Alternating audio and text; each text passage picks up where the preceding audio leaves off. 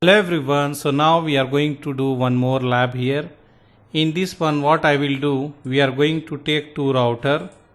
Okay, we are going to take two router and then we are going to connect this one. I will take two links here. You can see I am using the link 1, link 2. And after that what we can say, I will take one server here. Okay, I will take, what I am doing actually here, I am doing the floating static route. So let's see here. If I try to connect this router to this switch, I am getting this warning. So what you need to do, you need to go here and zoom in this one, power off this router, and then you can drag and drop this. You can drag and drop the interface. You have here two interface, this one, just drag and drop, power on the router. After that you can connect from here and then you can connect from here to here. Okay, so what we are saying here, this is a server. I can give IP here, example I will give 192.168.2.2. this is IP I am going to assign to this server. I will go here, I will go to this server, I will assign the IP here, and the gateway I will give as a 192.168.2.1. this is a gateway. So what we are going to do, we are going to assign this IP here. The gateway will be the router interface IP, as you already know that one. So I will configure, I will write here like 2.1. this is our router interface IP, which will be the gateway to the server. And the other side I will take one switch here. If you see, this is a switch. I will take some computer here. I can say I will take this two computer. I will connect this here. And then I will connect this to the router. But if you see here, again here same issue. We cannot connect the router because we don't have the interface here. I will do here, I need to add the interface. So go here in the physical, switch off, and take the port here, drag and drop here. I will see this is the port, I will drag and drop and then power on the router here. And we will connect from here to here. So this is the topology, our topology here. I am going to use here the IP schema. We have two links here. First link I will use as a 12.0/24.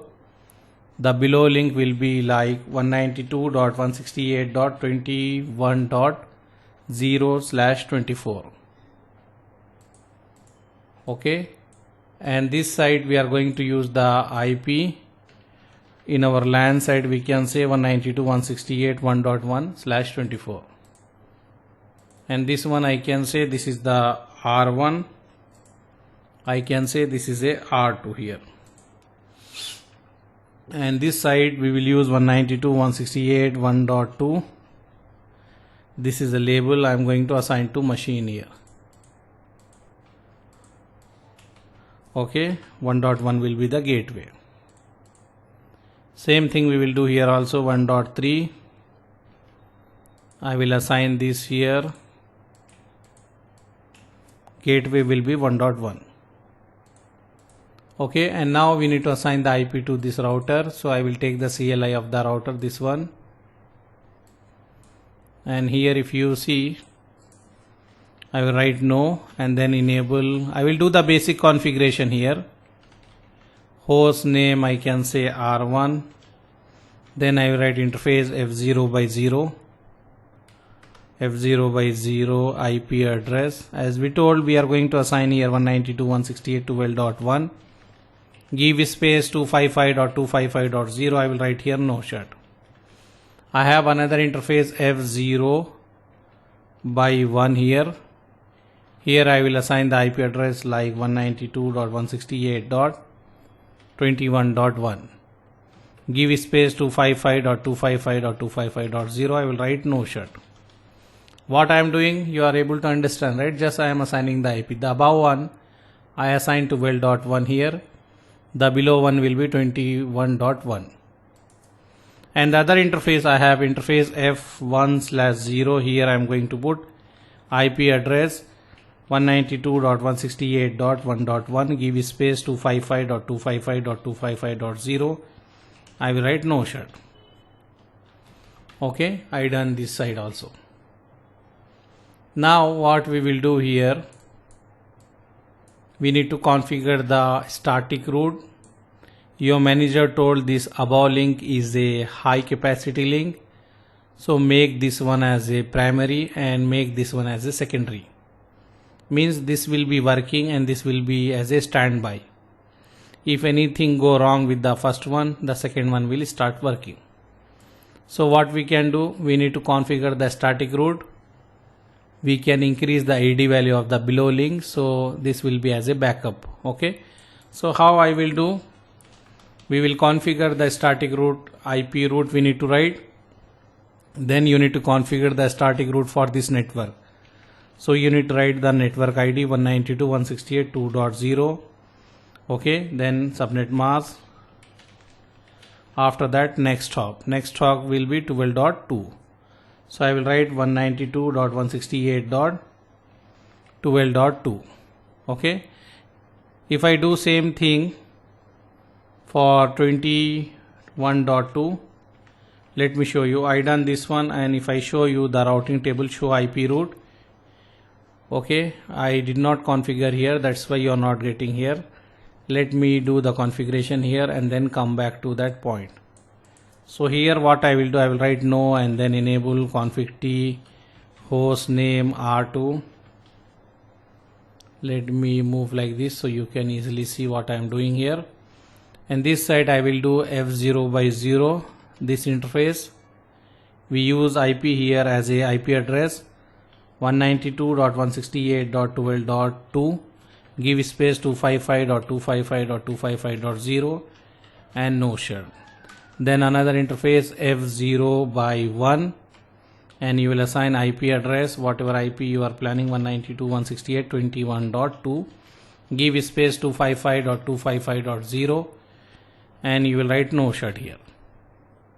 You have one more interface F1/0. I will write here IP address 192.168.2.1, give space 255.255.255.0 and we will write no shut. Okay, I done this configuration here.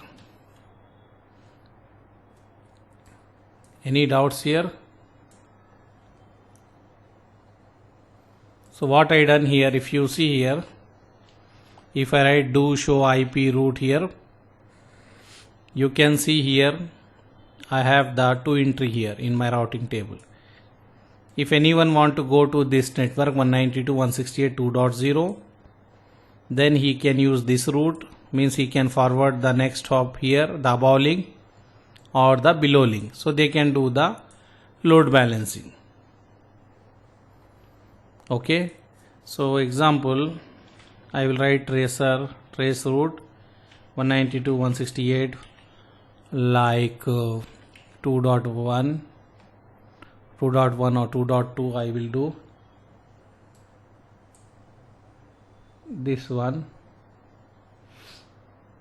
2.1 or I can do 2.2. I need to create the reverse routing also, and we have only one hop only, so we cannot see this way.